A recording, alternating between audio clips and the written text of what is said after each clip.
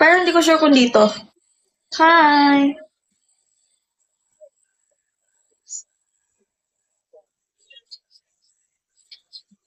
Ba't hindi kayo sabay umuwi ng Pilipinas ng jowa mo, kapuwet? Thank you. Ewan ko. Depende. Kung sa Tawi-Tawi, malayo yan, Mr. Cookie. Tumaan sa FYP ko eh. Naka-up. Ewan ko kung ikaw ba yung naka-up o si Busog. Tapos parang Pilipinas yung setup. Eh, di nakita ko, Philippines. Nida. Diyan. Ano kala mo, di ko alam yung tsura ng Pilipinas. Ito naman.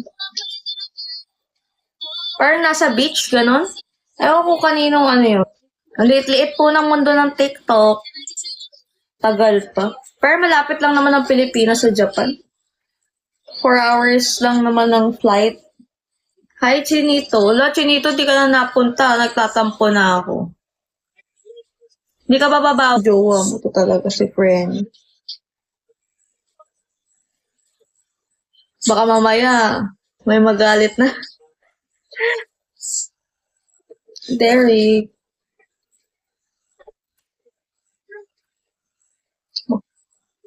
Malay niyo, ano na ako nun, may jowa na ako nun.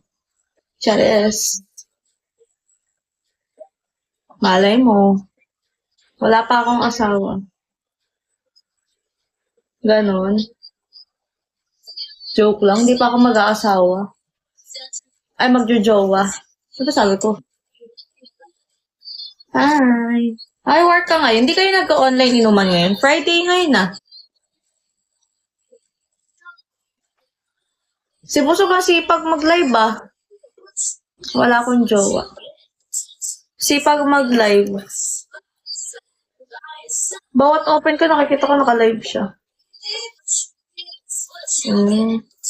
Lagi naka-live yun. Pero di na kasi ako nakakapag ng umaga kasi tulog ako. Late na ako nagigising. Tanghali na. Busy kasi wala na. Nagtatampo na ako, Mr. Chinito. Charis. Bakit di na? Nag-away din kayo? Di ba naka-away niyo si Chinito? Si Busog ba yung nagsabi nun? Huwag ko matanda siya nagsabi. Oo, nakita ko eh. Ay, hindi ako nakita. Nasabi sa akin. Ah, ikaw ang nagsabi. Ikaw. Ko palang nagsabi. Sabi ko, pagkapindot ko sa pangalan, sabi ko, bakit ilan na lang yung name nyo? Ba't kulang yan? Ba't ang konti nyo na lang nakapuwet? Tapos sabi mo, patay na kamo yung isa, nilibing na kamo. Si Chinito, sabi mo.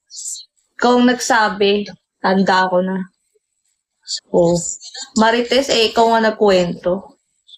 I'm so dangerous. Hindi ikaw, Mr. Chinito. Ibang Chinito yun. Ito.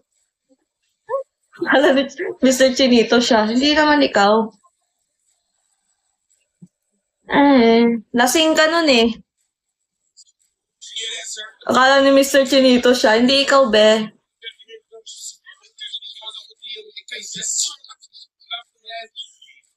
Pinatay. Grabe, pinapatay ka ni Kapwit to, Mr. Chinito. Patay ka na daw. Nilibing ka na daw. Bako or. Grabe, no?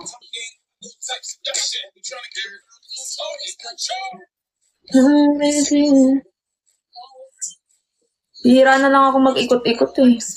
Guys, asahan nyo this week hanggang